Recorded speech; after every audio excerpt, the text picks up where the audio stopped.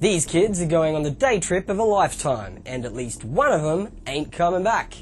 You're entering Mean Creek.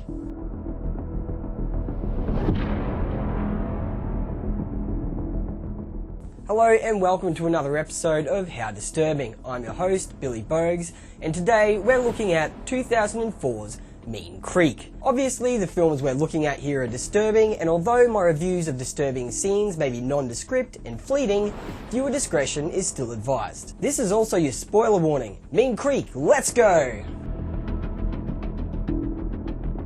Okie dokie, meet George. George is the school bully, and George is also obsessed with filming his entire life. Now, meet Sam. For some reason, Sam comes along and fucks with George's camera, and George responds by giving Sam a motherfucking beatdown. Wet bitch! Pussy, I told you! I'll fucking kill you! And I will kill you, little punk, if I ever catch you fucking with my camera again! Now, meet Rocky. Rocky is Sam's older brother, and Rocky wants Sam to start standing up for himself. Something's gotta happen, Sam. Someone's gotta give. Now it's time to meet Millie. Okay, so there's a fair few people to meet here, but we'll get through it together. Millie is keen on Sam, and well, they've got a date planned this Saturday. Are we still in for Saturday? Yeah, of course. So what are we gonna do? I'll figure something out, and I'll surprise you. Okay, we're almost done with introductions. Meet Marty and Clyde. They're friends with Rocky. Marty is the tough guy of the group, whilst Clyde, he's the quiet one. Anyways, Rocky has told his friends about how George keeps beating up his little brother Sam. Hey, you know that fat kid George? Who they keep holding back from graduating middle school? Yeah, I hate that guy. He beat up Sam. No. They fantasize about taking him out, and I don't mean for drinks and a movie. I say we smoke that ham. Yeah? Make some ham sandwiches? Or chapify him. Spamicize him. On the way home from school one day, Rocky and Sam discuss hurting George and thinking of ways that they could get back at him. Okay, I think I got one. Tie him to a tree, pour some honey on his face, and leave him there all day and night. But kind-natured Sam understands that this would actually make them just as bad as George, and he doesn't want to stoop to his level. You know, if we hurt him, we'd be just as bad as him. Despite this, the three older boys smoke a reefer in the car and begin to plot further. You want to give Georgie Porgy a little taste of his own medicine? Huh? Be some good, clean fun, don't you think? Yeah, he deserves it, doesn't he? The boys call up George and invite him to go boating with them down the river for Sam's very fake birthday. It's his birthday. It's on Saturday at noon. We can pick you up if you'd like. We're going boating. We're going on a boating trip. The question is, though, what exactly are they planning to do to him? Okay, today's the day. Sam and Millie get picked up in the car by the rest of the boys.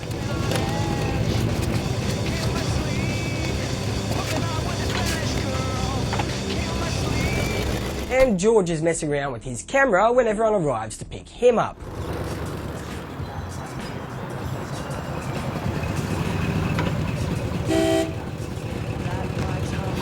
Millie is obviously surprised when she learns that Sam has invited his school bully along for their date.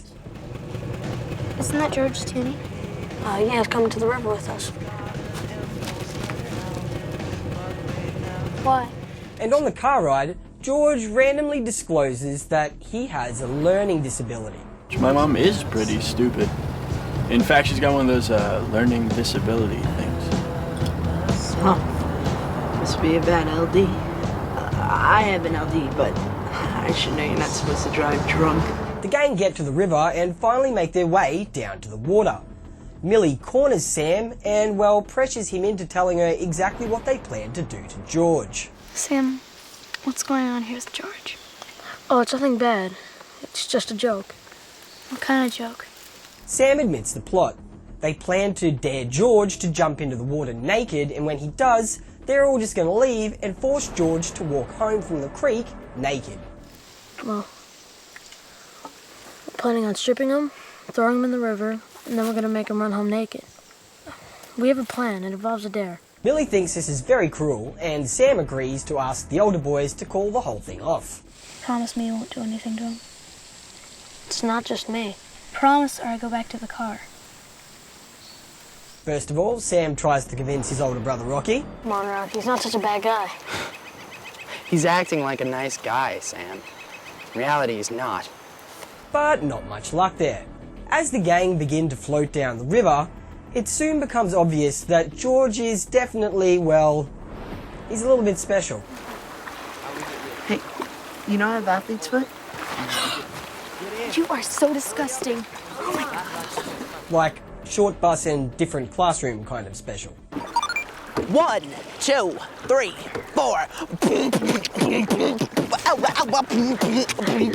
And here it becomes a little more obvious. Yum. Should make these yourself? You'll have to give me the recipe sometime. It's peanut butter and jelly. Rocky attempts to convince Marty to call the whole plan off, because hey, turns out George doesn't seem like that big of a dickbag. Yeah, we gotta talk about that. Yeah? What's to talk about? I wanna call it off. I'm not laughing. I'm dead serious. But once again, no luck. I had no idea the guy was gonna turn out so nice. Check it out, Rock. He's not nice. He's a spoiled, retarded punk who beat up your brother. Marty attempts to initiate the game of truth or dare. But when the other guys try to intervene, George becomes a raging asshole. Hey, what do you guys say we play some truth or dare? Yeah, I love that game. Okay, then let's do it. Let's not. People's feelings always end up hurt when we play this game. Yeah, she's right. This leads to Millie and the boys allowing the game to in fact go ahead. Pussy number 1, pussy number 2, pussy number 3. Go ahead, Clyde. Start the game. A few rounds of truth or dare go by and George accidentally insults Marty's dead dad. Don't do that, George. Enough is enough! Enough is enough, is that what your dad says to you? You don't know shit about my father. If you ever say anything about my father again, I will kill you. Do you understand? This leads Marty to dare George to jump into the water naked. Marty, I was just messing around with you. Okay, messing boy. I dare you to strip butt naked and jump in the river. Marty, leave him alone. George is obviously confused and the rest of the gang protest. And then to everyone's surprise, Marty actually divulges the plan and uses it to taunt George. Marty, don't do We this. invited you out here because you smacked Sammy boy right there in the cranium. Marty, stop. So we came up with a plan to mess you up. You shouldn't have insulted his dad, bro. George completely loses his shit and begins to insult everyone on the boat. He says this. You're a fucking lying son of a bitch, Sam, all right? And I hope you fucking go to hell. And then he says this. Don't make things worse, George. Shut the fuck up, Millie, you fucking stupid chap cunt. And then he says this, which is way over the top. Sit down, George. You're out of control. Shut the fuck up, Clyde! You faggot! Fucking skinny, butt-munching faggot! Finally, George insults Marty about how his dead father unalived himself. A struggle ensues and, well, sure enough, George ends up in the drink. George! All over the wall! Shut the fuck up! That's what happens when you fuck with Martini Blake. George struggles because he's real fat and can't swim, and before long enough, he bangs his head on a rock, we see a bit of blood, and that fat guy sinks to the bottom. Whoop, dead?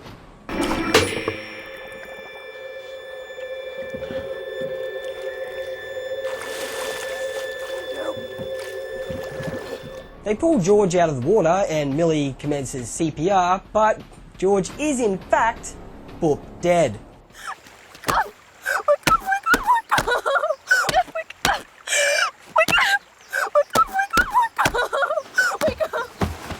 Initially, Marty convinces everybody to keep the whole thing a secret, and they all set to work digging a shallow grave.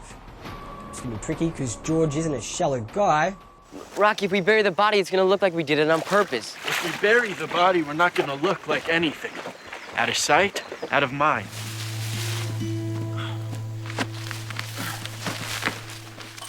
That night, everyone goes home, and the group all get together at Clyde's house. Yep, that's right, they've all decided to come clean. Too bad Marty rocks up and crashes the whole party.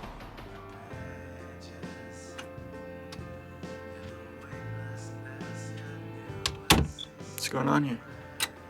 Why don't you sit down? He tells Rocky that if the group's plan goes ahead to tell the truth, well, looks like Marty's gonna have to head to Mexico. What are you gonna do? I don't know, drive to Mexico. What do you think? I don't know what to think. And the gang goes to George's house to admit to his mother what they've all done.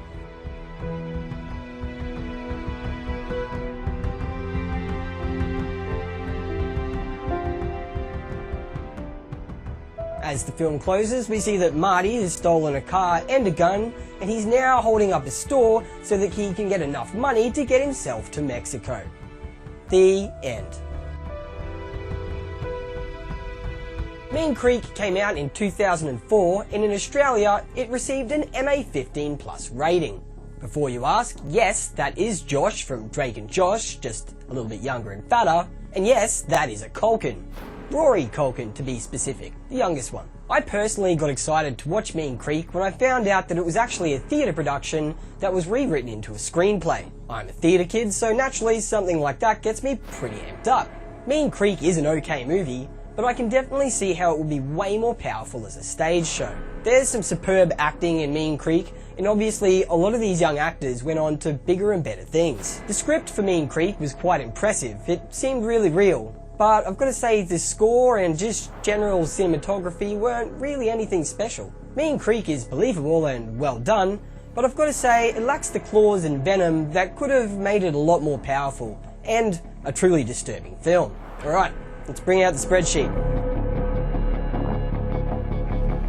The first thing we need to do to figure out if Mean Creek is truly the greatest disturbing film of all time is rank it for just how good it was as a movie. And I'm going to give Mean Creek a 47.8 out of 100. I feel like that's pretty fair. It was just below being a good film. Next, I have to see what the audience rates Mean Creek, because sometimes my opinion just varies so vastly from what everyone else thinks. So when I go to the most popular movie review sites, it looks like you guys are giving Mean Creek a 79.8 out of 100. That's a reasonable difference, you know.